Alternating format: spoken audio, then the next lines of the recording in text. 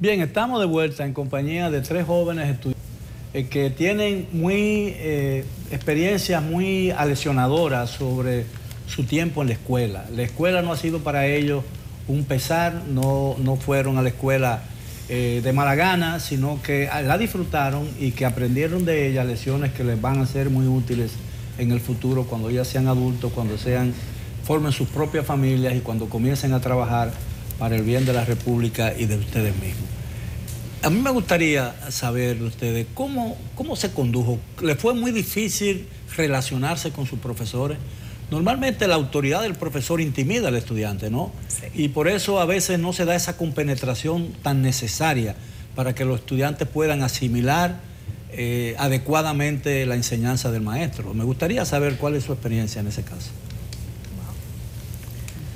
Bueno, a ver. Yo tengo muchos profesores. Al principio, para mí, cuando entras a una escuela nueva, estás conociendo un mundo nuevo. Te tienes que empezar a adaptar, tienes que empezar a conocer nuevas personas. Y de esos, los maestros, yo siempre los he tenido como muy por encima, porque sé que ellos han pasado por mucha preparación para conocernos a nosotros y siempre tratan de mostrarnos su cara desde el primer día. Por ejemplo, yo tengo maestros que desde el primer día dijeron, yo soy estricto con mi trabajo. Ya. O sea, no es yo te lo voy a aflojar, yo te voy a decir, no, yo soy chévere y después te voy a decir, soy estricto. No, yo soy estricto con mi trabajo y yo quiero que todo se cumpla de la manera correcta. Ahora, normalmente cuando los estudiantes llegan, ya el profesor como que tiene su fama. Sí.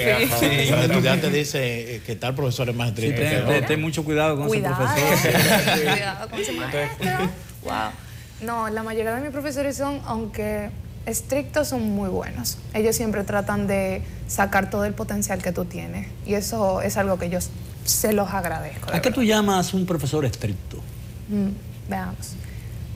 Normalmente los profesores estrictos en el ámbito escolar son profesores que si te dicen el lunes a las 7 el trabajo y tú no se lo entregas, bueno. Te va mal. Sí, te va a ir muy mal. No es de que no, profesor, no, te va a ir mal. O sea, es así. Entonces, cuando tú cumplías con esa obligación. No, claro. Perfectamente, su trabajo a las 7 cumplido, tome. Porque yo creo que eso también ayuda mucho a los estudiantes, porque ya sabemos cómo prepararnos, cómo administrar nuestro tiempo para que todo dé.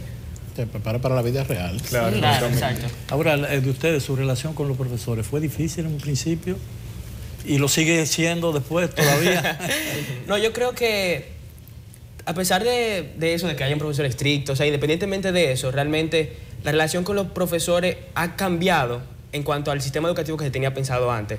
Porque ahora ya el sistema educativo por sí mismo lleva a que ya no es el profesor el centro de la educación, sino que ahora somos los estudiantes el centro. O sea, la finalidad del sistema educativo ahora somos los estudiantes. Y todas las decisiones se van a tomar justamente por los estudiantes. Entonces, ahora el profesor simplemente es una parte de ese triángulo que está formado por estudiantes, padres y profesores, que es parte esencial, pero es parte también del enseñar. Que todo el centro está en los estudiantes y tal vez eso haga que las relaciones maestros-estudiantes sean un poco menos tensas de lo que estaban dispuestas a hacer antes. En tu caso debió haber sido un poco diferente porque como es una escuela de sacerdotes, ¿no? Católica, los curas suelen ser muy estrictos, realmente estrictos, ¿no? No, y es una concepción incluso que ha cambiado. Ahora la mayoría de los sacerdotes son jóvenes, o sea, son cercanos a nosotros, nos ayudan con nuestros problemas y todo eso que es importante realmente en el desarrollo educativo. ¿Tú, Sergio? Sí, en mi experiencia yo creo que los profesores marcaron también, juegan un rol muy fundamental en el desarrollo que al menos yo tuve en el aula. Y yo creo, en mi caso, y creo que también se da mucho de que lo más aventajado crean una cierta fama y ya tú te tienes que crear fama y irte a dormir. Y yo creo que en mi caso fue un buen balance. Profesores que sí me apoyaban. Y yo creo que un buen profesor es eso. Un buen profesor es alguien que ve donde la mayoría no está viendo. Es alguien que te dice, mira, tú das para esto. Mira, tú tienes un buen potencial. Vamos, involúcrate en estas actividades. Y yo creo que es así. Me siento muy bien por los profesores que tuve durante el bachillerato porque fueron apoyo y acompañamiento. De hecho, recuerdo una profesora que tuve de francés que era como en primero o en segundo. En ese momento yo no me había involucrado en eso de la participación estudiantil. Yo recuerdo que ella me vio leyendo el reglamento de la escuela. Ella me dijo, se acercó a mí y me dijo, tú tú en cierto momento vas a ser presidente de cosas estudiantil. Y está hablando con un Sergio que nada de lo que usted ve ahora, un Sergio súper tímido, un Sergio hacía su tarea y demás, pero fue alguien que vio algo donde yo mismo ni veía. Entonces la escuela y la relación con los profesores te libraron de tu timidez. Me libré, sí. O sea, fue un acompañamiento para un empujoncito. Porque ya no tienes nada de tímido, ¿eh? Sí, pero yo destaco eso. Los profesores pueden servir tanto de apoyo, porque quizás los mismos estudiantes enfrentan sus problemas, tenemos problemas, pero el asunto no es solamente que el profesor sea selectivo con los que son buenos. Yo creo que un profesor debe ser amplio y debe ampliar su visión en cuanto al potencial que tienen. ¿Cómo ustedes ven desde donde ustedes están, verdad? Que es un lugar privilegiado, ya lo hemos visto, pero ¿cómo ven no solo los problemas que hay en la educación, sino los esfuerzos que se están haciendo en este momento?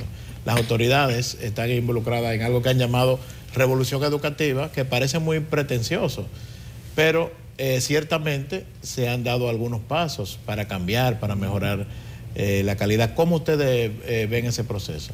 ¿Qué les parece? Sí, yo puedo argumentar en cuanto a eso, aunque no tenga tanto tiempo fuera de la escuela, pero sí en cierto grado fui afectado de lo que llamamos revolución educativa.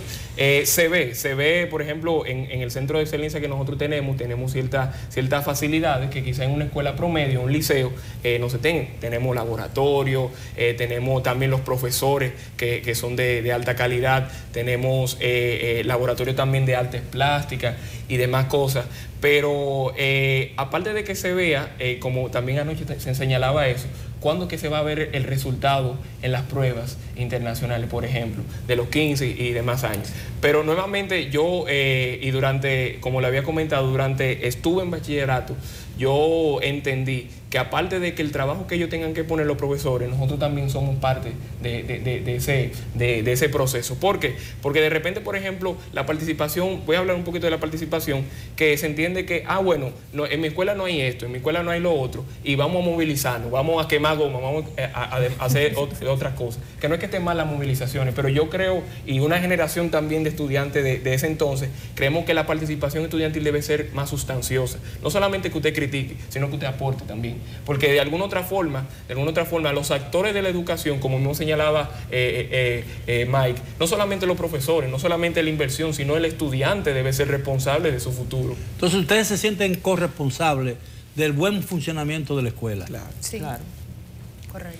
No, que claro, o sea, así como mencionaba anteriormente y después recalcó Sergio, a los estudiantes ser parte esencial del sistema educativo, también debemos ser parte esencial en las responsabilidades que conlleva tanto el centro educativo, incluso el aprender, el proceso educativo. O sea, nosotros somos parte esencial en eso y debemos trabajar por eso. ¿Tienen ustedes alguna queja, por mínima que sea, de su paso por la escuela? En lo que tiene que ver con la relación con el maestro o con sus propios compañeros. Parece que todo ha estado muy bien. Bueno, yo voy a romper el hielo entonces.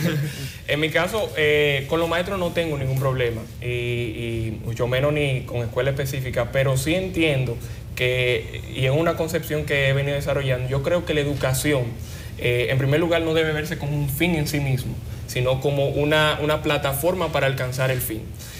Un medio para. El asunto no es enseñar para que aprenda el estudiante, sino escuchar a un profesor. El asunto es enseñar para que ese individuo resuelva los problemas que tiene en su caso, porque el paradigma se entiende, vamos a dar la teoría y después la práctica, pero realmente cuando salen esos teoremas matemáticos y demás cosas, primero la gente se enfrenta al problema y después que le está buscando la solución. Entonces, lo primero, la educación no es un fin en sí mismo, sino una plataforma. De hecho, estaba consultando los países que han tenido una base que hoy podemos envidiar, que la base ha sido la educación. Países como Finlandia, que en un momento era el más pobre del norte de Europa, se convierte de los países más democráticos, menor corrupción y demás cosas, pero utilizaron la base de la educación para tener ese resultado. Entonces yo creo que más en una educación práctica. El otro punto que puedo sostener es que la educación también debe servirse como una aliada para lograr los sueños, ideas que el estudiante tenga. Yo siempre he visto como el aula de clase como una forma donde los sueños del estudiante, las ideas que tiene el estudiante, la meta, pueden llevarse a cabo, pueden acercarse un poquito más. ¿Por qué le digo esto?